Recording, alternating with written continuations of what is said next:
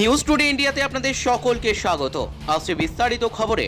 রাজ্য সফরে অমিত শাহ বৃহস্পতিবার উত্তরবঙ্গের মাটিতে পা রাখবেন স্বরাষ্ট্রমন্ত্রী অমিত শাহ। তার আগেই চলছে শিলিগুড়ির রেলওয়ে ইনস্টিটিউট ময়দানে শেষ মুহূর্তের প্রস্তুতি।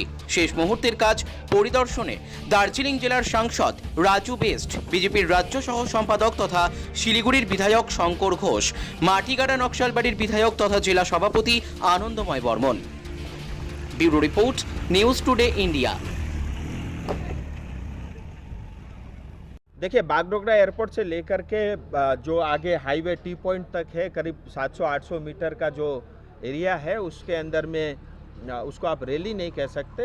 वो उनकी गाड़ी धीरे चलेगी और वहाँ पे जो है उनका जो है स्वागत का कार्यक्रम होगा।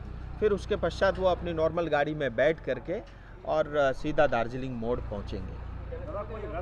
की व्यवस्था अभी वो भी हमारे पास अल्टरनेट व्यवस्था है, लेकिन सिक्योरिटी के साथ हमको वो थोड़ा देखना पड़ेगा कि वो कितना अलाउ करेंगे नहीं करेंगे। बट कुल मिला के ये है कि हमारे सिलीगुड़ी के जो भी यहाँ के कार्यकर्ता और यहाँ की जनता उनको रिसीव करने जाएंगे, उन सब से जो है मतलब गृह मंत्री जी के साथ मिलने का उन सबको सौभाग्य मिलेगा। देखिए, भारत देश के गृह मंत्री हैं और मुझे जितनी जानकारी है उससे कई अधिक और पूरे देश की जानकारी उनके पास है। और मैं इतना दावे के साथ कह सकता हूं कि पूरे दार्जिलिंग ज़िले में विशेष करके छोटे से छोटे गांव में भी कोई घटना घटती है तो उसकी भी रिपोर्ट गृह मंत्रालय तक पहुंचती है। ये मैं उस बात का साक्षी हूं।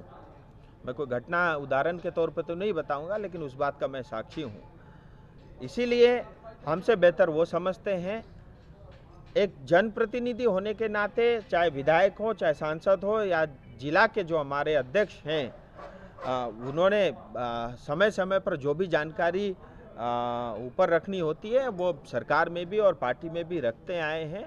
उनके पास पूरी रिपोर्ट है और ये बात आज किसी से छुपी हुई नहीं है कि जो पश्चिम बंगाल का जो शासन है, जो लॉ एंड ऑर्डर है, यहाँ पे कोई शासन है ही नहीं। जो शासक है उसी का शासन चलता है। ये तथ्य प्रमाणित है और जग जाहिर है। हम ये मान के चलते हैं ये शंखनाद होगा, ये बिगुल होगा और टीएमसी को अपने तौर तरीके बदलने होंगे। आए दिन जिस तरह से लोगों की हत्याएं, पेड़ों में लटका देना, माँ बहन के साथ जो है रेप करना और विशेष करके नॉर्थ बंगाल के युवाओं के साथ अन्याय अत्याचार करना, कोई विकास के काम मत करना, 15% जमीन नॉर्थ बंगाल के चाय बागान के मालिक को देना, 5% से कम जमीन में जो हमारे लेबर 200 साल से काम कर रहे हैं उनको जमीन नहीं मिलना, मिनिमम वेज एक्ट केंद्र सरकार पारित कर देती है उसको लागू नहीं करना, FRA एक्ट 2006 को लागू नहीं करना, शिक्षा में भ्रष्टाचार करना, जो अनपढ़ गवार टीएमसी के चमचे हैं उनको अपॉइंटमेंट देना और यहाँ तक कि एम्स बनाने के लिए जो स्वीकृति नॉर्थ बंगाल में मिली थी उसको भी उठा के कल्याणी साउथ बंगाल ले गए। ये इतना अन्याय अत्याचार लगातार। और मैं आपको एक बात और कहूँ, नॉर्थ बंगाल अपने आप में सक्षम है, अपने आप में पैर में खड़ा हो सकता है। हम इतना रेवेन्यू टैक्स इतना कलेक्ट करते हैं, लेकिन उसके बावजूद भी नॉर्थ बंगाल को एक गरीब क्षेत्र बना के रखा है और जानबूझ के, जिसके कारण जो है, क्योंकि एक बात प्रमाणित है कि चाहे वो राजवंशी हो, चाहे आदिवासी हो, चाहे गोरखा हो, चाहे हिंदी भाषी हो, उसको ना तो टीएमसी ना ममता दीदी ये कतई पसंद नहीं करते। इस वजह से जो है इस नॉर्थ बंगाल क्षेत्र में ज़्यादा अन्याय अत्याचार आज हो रहा है। कमेटी के जो पार्लियामेंट्री स्टैंडिंग कमेटी है, कई सारे देश भर के सांसद और पूरी कमेटी के लोग आज दार्जिलिंग आए हुए हैं, तो इसलिए मुझे थोड़ा उनका स्वागत करना था, तो मुझे देरी हुआ। एनीवे, आप सबका मैं स्वागत करता हूं और मैं सीधे गृह मंत्री जी का जो पश्चिम बंगाल का भ्रमण है उस विषय पे आता हूं। आप सबकी जानकारी के लिए कि गृह मंत्री जी का जो पहले 3 दिन का दौरा था वो 2 दिन का हो गया है। कल सवेरे वो कलकत्ता लैंड करेंगे और उसके बाद जो है 24 परगना ज़िले में उनका एक सरकारी कार्यक्रम है और उसके पश्चात वो जो है 3 और 3:30 बजे के बीच में किसी भी समय जो है वो बागडोगरा एयरपोर्ट लैंड करेंगे। और जैसे ही सिलीगुड़ी दार्जिलिंग ज़िले में उनका आगमन होगा,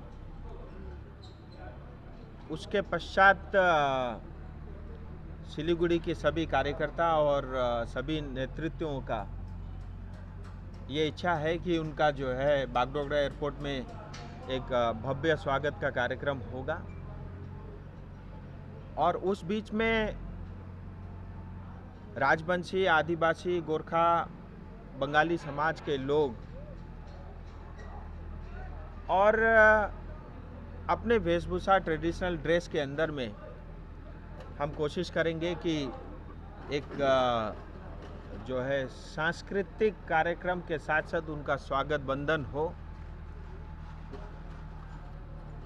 और उसके बाद सीधा जो है गृह मंत्री जी का काफिला दार्जिलिंग मोड़ तेंजिंग नोर्गे शेरपा जी का जो प्रतिमा है वहाँ पहुँचेगा। वहाँ पे उनको माल्यार्पण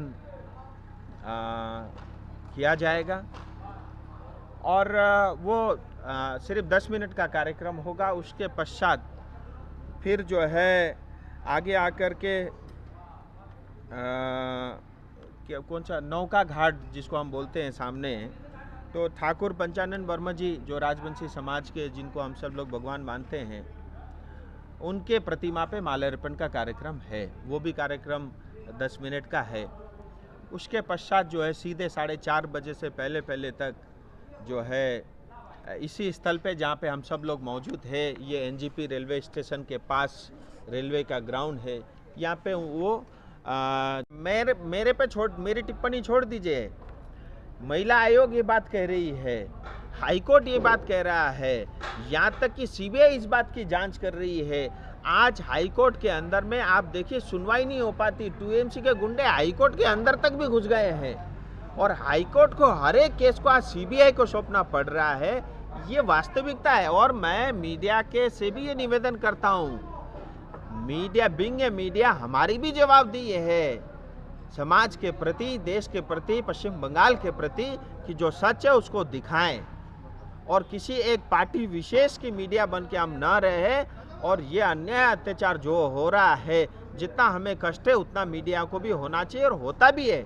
लेकिन फिर भी हम इनकी डर की वजह से ऐसे बहुत सारी चीज़ें दिखा नहीं पाते। मुझे लगता है हम सबको भी आंखें खोलने की आवश्यकता है। और कोई पार्टी के पश्चिम बंगाल के अध्यक्ष और हमारे लीडर ऑफ ओपोजिशन शुभेंदु दा, दिलीप दा और हमारे नॉर्थ बंगाल के सारे सांसद, विधायक और सभी जिला के हमारे जिला अध्यक्ष और बाकी जो भी प्रतिनिधि हैं, संजय जी अभी 2 दिन पहले से ही डेरा डाल के बैठे हुए हैं, और बाकी सब कार्यकर्ता और वरिष्ठ जितने भी नेतृत्वगण हैं वो सब भी यहाँ उपस्थित रहेंगे। और मुझे लगता है रात्रि विश्राम भी गृह मंत्री जी का सिलीगुड़ी में होगा और बहुत सारी अलग अलग तरह की मीटिंग्स रात को भी जो है उन्होंने तय की है, वो धीरे धीरे उसका जो है आपको पता चलेगा। सो बहुत बहुत धन्यवाद, नमस्कार।